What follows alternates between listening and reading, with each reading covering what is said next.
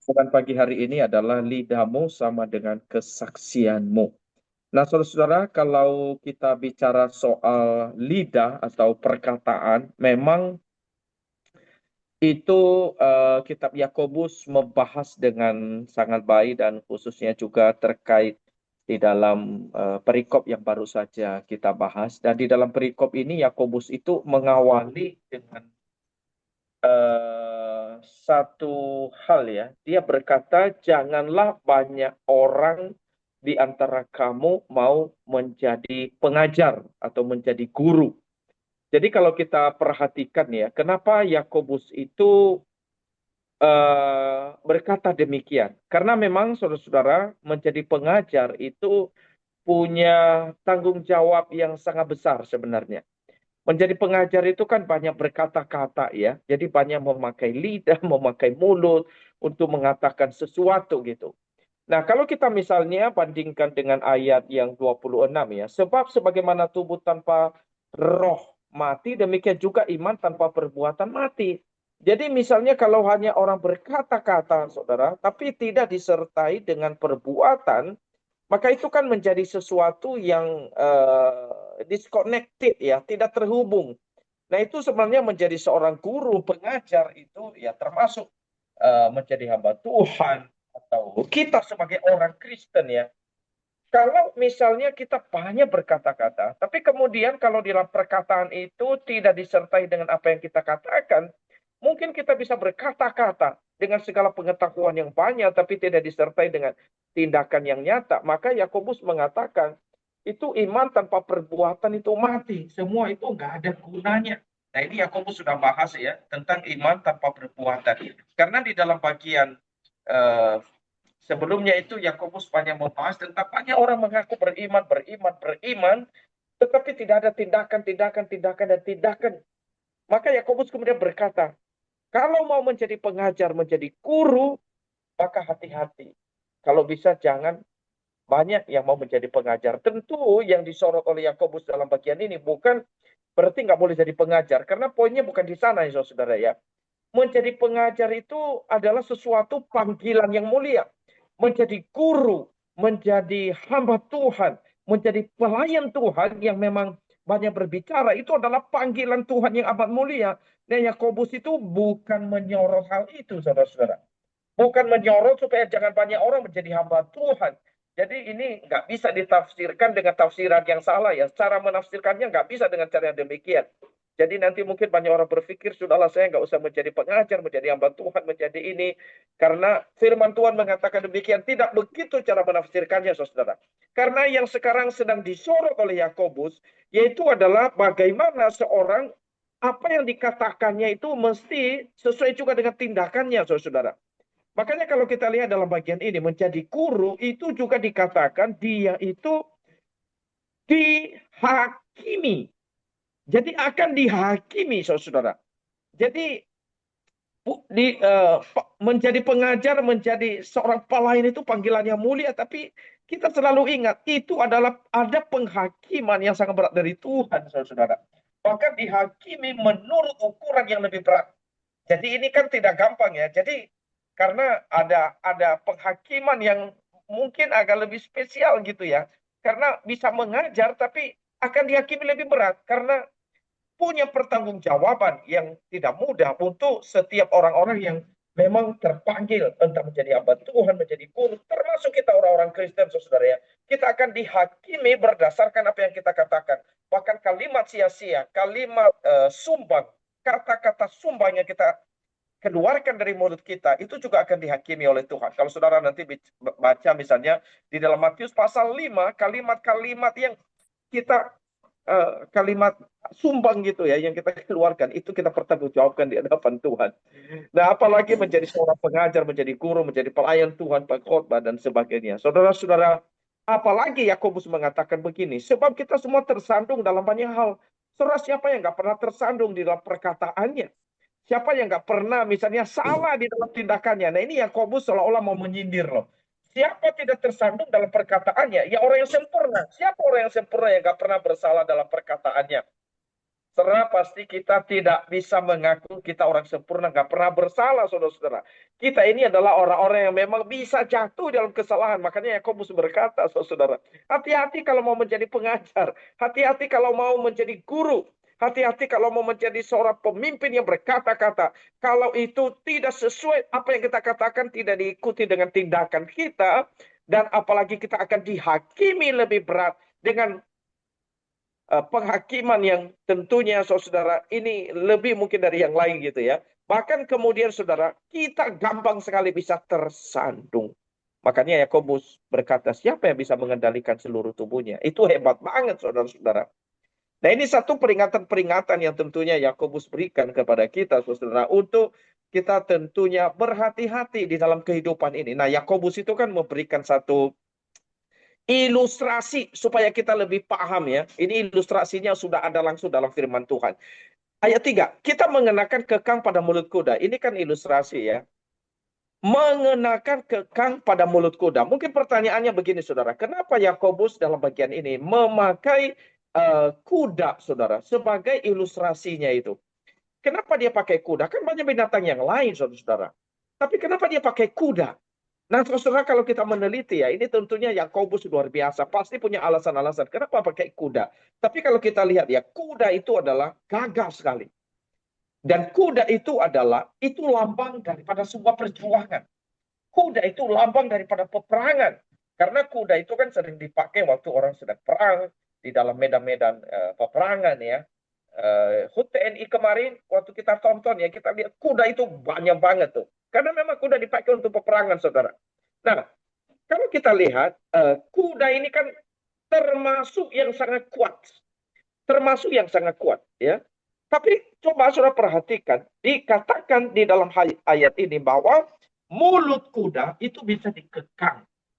Dan mulutnya yang kuat itu bisa dikendalikan. Dengan cara pakai kekang. Nah, ini ilustrasi yang dipakai, saudara. Lalu ilustrasi yang kedua, kalau kita perhatikan ya, dia juga memakai kapal. Lihat saja kapal-kapal. Walaupun amat besar. Nah ini ya, amat besar. Ini bukan kapal kecil loh. Kapal yang amat besar.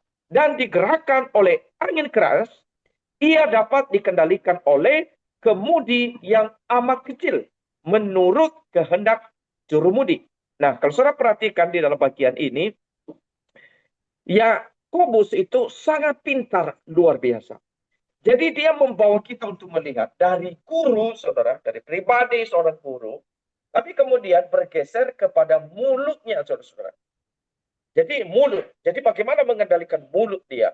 Dan sekarang, saudara, kita dibawa untuk melihat lagi, saudara. Yaitu tentang kapal. Nah, saudara, kita perhatikan di sini dulu ya. Kenapa pakai kapal? Kapal itu kan bicara soal di laut sebenarnya, laut ya.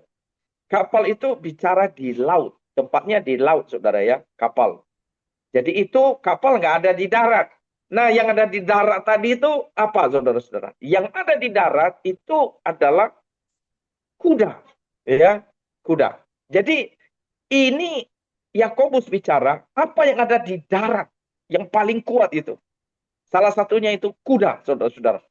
Nah, yang ada di laut yang kuat, apa itu, saudara? Yaitu adalah kapal-kapal. Lalu kemudian, saudara-saudara, perhatikan ya, yang ada di udara. Nah, apa yang ada di udara? Dia pakaikan kalimat di sini. Angin keras. Ya, ini kan angin itu ada di udara.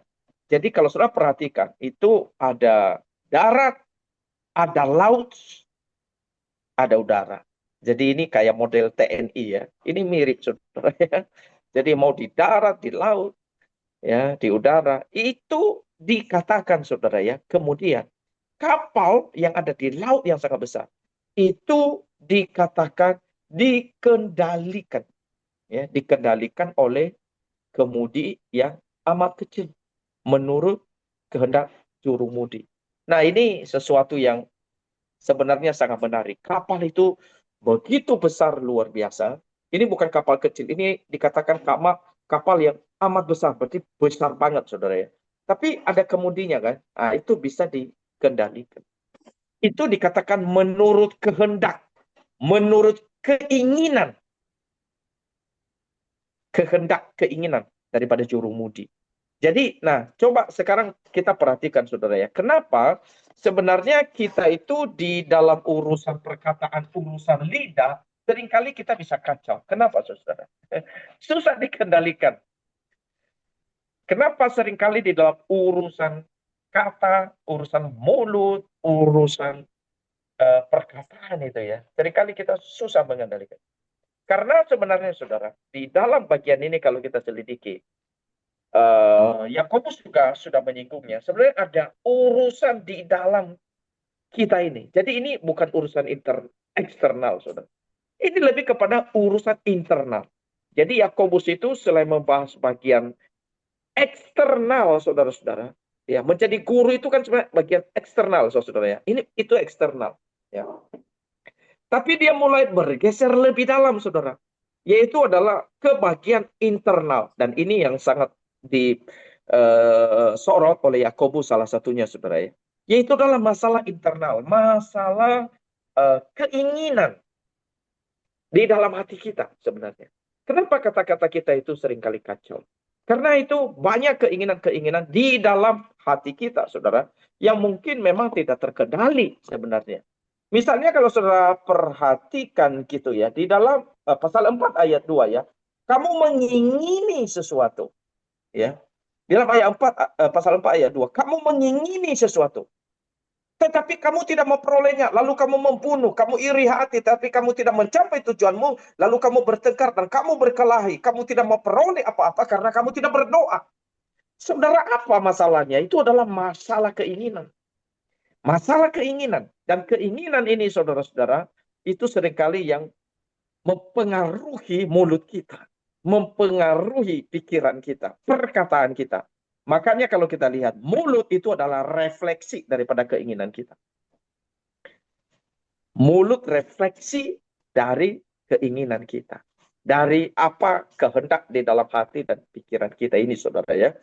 Nah, makanya Yakobus memberikan peringatan supaya kita berhati-hati kalau kita menjadi guru. Atau berhati-hatilah di dalam kehidupan kita ini, saudara-saudara ya. Karena kenapa, saudara? Mulut kita, kalau tidak dikendalikan dengan sangat baik, itu mempunyai dampak yang sangat besar. Dan dampaknya itu tidak main-main, saudara-saudara. Ya, lidah itu walaupun memang kecil ya, tapi coba ya, saudara, dikatakan di sini, lihatlah betapapun kecilnya, ya, api dapat membakar hutan yang besar. Lidah pun adalah api. Nah, jadi saudara, kita kan lihat ya, lidah itu kan sebenarnya bagian yang sangat kecil. Tetapi bisa melakukan hal-hal yang begitu besar. Sama seperti api. Api itu sangat kecil, tapi juga bisa melakukan hal yang besar. Membakar hutan yang luas. Jadi ini dikontraskan ya. Lidah yang kecil bisa melakukan hal yang besar. Api yang kecil bisa membakar hutan yang besar. Jadi kita bisa melihat, walaupun dia bagian yang sangat kecil, tetapi itu mempunyai dampak yang sangat besar. Jadi kalau lidah ini nggak bisa dikendalikan, maka itu mempunyai persoalan dampak yang sangat besar yang bisa merusak, bisa mempengaruhi banyak orang, termasuk bisa mengganggu kehidupan kita, saudara-saudara. Ya, coba ya kita lihat misalnya. Di dalam ayat 6, ini dia katakan, lidah yang tidak dikendalikan. Lidah merupakan suatu dunia kejahatan. Jadi lidah itu kan bisa melakukan sebuah kejahatan. Di antara anggota-anggota tubuh kita ya, sesuatu yang menodai seluruh tubuh dan membakar roda kehidupan kita. Sedangkan lidah itu sendiri dibakar oleh api neraka. Jadi kalau kita lihat, lidah itu dampaknya luar biasa. Bisa menjadi sebuah dunia kejahatan, bisa menciptakan kejahatan, bahkan dikatakan bisa menodai seluruh tubuh, saudara. Dan membakar roda kehidupan kita. Bisa merusak hidup kita. Bisa merusak di depan kita. Bisa merusak relasi kita. Bahkan juga bisa mengganggu di dalam banyak hal, termasuk pertemanan, relasi, bahkan di dalam keluarga, itu bisa merusak, saudara-saudara. Ya, di dalam pelayanan, lidah pun juga bisa merusak. Di dalam banyak hal, di dalam dunia bisnis, saudara, macam-macam ya. Kalau kita perhatikan, lidah ini punya dampak yang luar biasa. Tetapi saudara-saudara, kalau kita lihat, memang Yakobus di dalam bagian ini, saudara-saudara, memang seolah-olah dia menyorot soal lidah ini dengan satu sorotan yang mungkin agak negatif ya, saudara. Kalau saudara perhatikan, dia akan berkata lidah suatu dunia kejahatan. Lidah itu bisa menodai seluruh tubuh, bisa membakar roda kehidupan. Lidah itu sendiri dibakar oleh api neraka. Wah, ini memang semua kata-katanya negatif. Ya, tidak positif. Ya, kalau kita lihat bahkan dalam ayat 7, ayat ke-8 juga agak-agak negatif gitu ya. Lidah yang tidak terkuasai, jahat, penuh racun, mematikan gitu ya. Tapi saudara, kalau kita lihat pertama-tama Yakobus ketika membicarakan bagian ini, dia membicarakan kepada guru-guru, kepada pengajar-pengajar yang tidak bertanggung jawab dalam mulut mereka. Makanya kalau kita lihat kenapa Yakobus itu sangat-sangat keras di dalam bagian ini. Karena memang di zaman itu kan banyak orang mengaku saya punya iman, saya punya iman, saya punya iman. Tapi gak ada perbuatan. Sekarang banyak yang mungkin jago di dalam berbicara, jago di dalam berfilsafat, jago di dalam berkata-kata, saudara. Tetapi perkataan-perkataan mereka bukan perkataan yang membangun. Bukan perkataan yang mempersatukan atau memberkati orang lain. Tapi justru perkataan-perkataan mereka, satu perkataan-perkataan yang tidak membangun iman orang lain, tidak mempersatukan gereja Tuhan, merusak pekerjaan Tuhan. Maka Yakobus itu sangat keras di dalam bagian ini ya, berbicara kepada mereka bahwa memang lidah sesuatu yang sangat diwaspadai, seperti dunia kejahatan, bahkan bisa membakar roda kehidupan, sesuatu yang dikuasai oleh kejahatan, bahkan penuh dengan racun yang mematikan. Makanya kalau kita perhatikan saudara, Yakobus itu di dalam bagian ini sangat-sangat agak keras ya ketika berbicara dengan lidah. Nah, Yakobus kemudian melanjutkan dalam bagian ini ya. Ayat 7. Semua jenis binatang liar, burung-burung, serta binatang-binatang melata dan binatang-binatang laut dapat dijinakan dan telah dijinakan oleh manusia. Serap perhatikan ya. Di sini ketika bicara jenis binatang liar, itu kan bicara di mana saudara? Itu bicara di darat ya, di darat. Ya. Binatang-binatang liar di darat bisa dijinakan. Lalu kemudian burung-burung itu bicara adalah udara, saudara. Jadi itu tadi 3 jenis yang saya bilang, 3 lapisan ya. Baik darat, laut, dan udara. Di sini dia singgung lagi. Nah, ini menarik Yakobusnya di sini, saudara. Kalau kita teliti dia punya pembahasan ini ya. Jadi dia nggak sembarang menaruh loh di dalam bagian ayat ini. Kenapa dia pakai binatang-binatang itu. Lalu dia bilang lagi, binatang-binatang laut. Nah ini jadi lengkap. Baik darat, laut, udara, semua ada. Dia sebutkan dalam bagian ini. Nah dia mengatakan, itu bisa dijinakan dan telah dijinakan oleh manusia. Tetapi dia berkata, saudara, tidak seorang pun dapat menjinakkan lidah karena ia tidak terkuasai. Nah, coba, saudara ya. Dia nggak bisa dijinakkan. Susah sekali dikendalikan. Bahkan dikatakan ia tidak terkuasai. Wah, betapa hebatnya lidah itu ya. Tidak terkuasai. Dia sangat kecil di dalam tubuh kita. Tapi tidak terkuasai. Bahkan penuh dengan racun yang mematikan.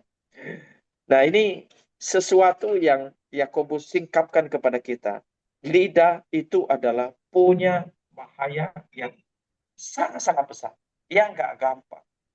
Dan bagaimana sebagai orang itu kita bisa menjaga akan lidah kita, saudara-saudara. Karena kalau kita melihat bahwa kejatuhan manusia di dalam dosa, sebenarnya juga salah satu itu yang terkait itu adalah perkara lidah, perkara mulut, saudara.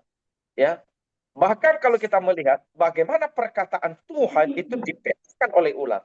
Lalu kemudian bagaimana perkataan Hawa kepada Adam, dan bagaimana perkataan Adam kepada Tuhan dan kepada mereka, satu keluarga, itu semua jadi rusak, saudara.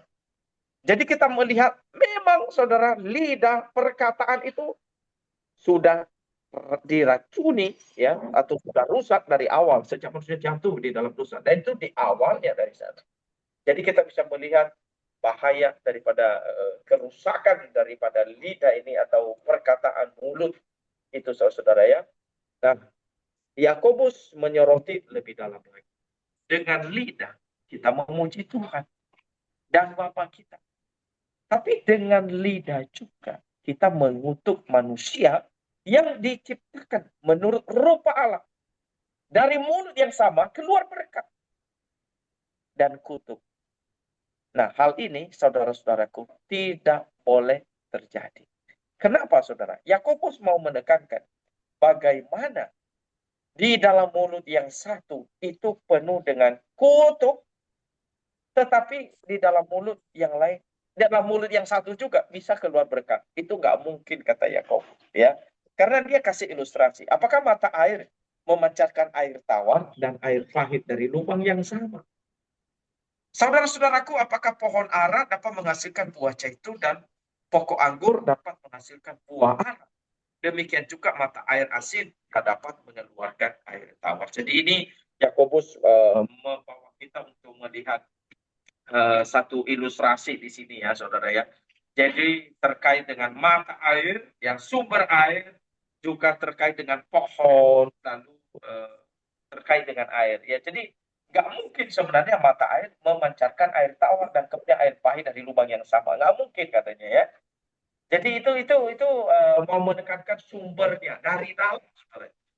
Demikian juga pohon ara nggak mungkin dapat menghasilkan buah zaitun, atau pohon anggur dapat menghasilkan buah ara. Itu nggak mungkin bisa dibalik, saudara. Demikian juga dengan mata air, air nggak bisa, mata air asin bisa mengeluarkan air tawar. Jadi kita melihat Yakobus itu sangat menyorot di dalam masalah internal kita sebenarnya. Apa yang ada di dalam hati kita. Jadi mulut itu, saudara, refleksi dari apa yang ada di dalam. Dari semua keinginan, dari apa yang ada kita simpan dalam pikiran, di dalam hati kita. Maka biarlah kita terus memikirkan, menggumulkan apa yang ada di dalam diri kita masing-masing, saudara-saudara. Karena itu seringkali itu yang tercetus keluar, saudara. Maka kiranya renungan yang singkat pagi hari ini boleh menolong kita, karena kita tahu mulut kita, perkataan kita itu akan menjadi sebuah kesaksian. Maka kalau kita melihat untuk membereskan apa yang kita katakan, membereskan apa yang kita keluarkan dari mulut kita, tidak pernah terlepas kita membereskan bagian internal kita, dan kiranya Tuhan Roh Kudus menolong kita sehingga kita bertumbuh menjadi anak-anak Tuhan yang makin beres di dalam bagian internal kehidupan kita, sehingga itu makin mencerminkan kemurnian, mencerminkan kesucian, dan juga mencerminkan, sehingga sama seperti mata air yang bersih juga mengeluarkan air yang bersih, atau air tawar mengeluarkan air tawar dari dalam hati kita. Seperti pohon ara juga mengeluarkan buah ara, saudara. Seperti hati yang penuh sukacita juga selalu mengeluarkan perkataan mulut yang memuji dan memuliakan Tuhan. Demikian renungan ini, Tuhan Yesus memberkati kita. Mari kita berdoa. Bapa di surga, terima kasih, kami naikkan syukur untuk renungan singkat yang boleh kami renungkan pagi hari ini. Kiranya Roh-Mu yang Kudus terus menolong, menguatkan kami, jadi umat Tuhan yang terus bertumbuh di dalam bagian internal kami, ya Tuhan. Karena kami tahu banyak bagian eksternal di dalam diri kami yang seringkali tidak dikuasai, tidak dikendalikan dengan baik, tapi itu sesungguhnya sangat dipengaruhi di bagian internal kami. Kiranya Tuhan menolong kami supaya kami juga boleh menjaga hati kami. Karena menjaga hati, karena dari situlah terpancar kehidupan. Karena hati itu begitu penting. Tuhan, kiranya Roh Kudus, Roh-Mu yang Kudus menolong dan memampukan kami. Terima kasih untuk pagi hari ini. Di dalam nama Yesus Kristus kami berdoa. Amin.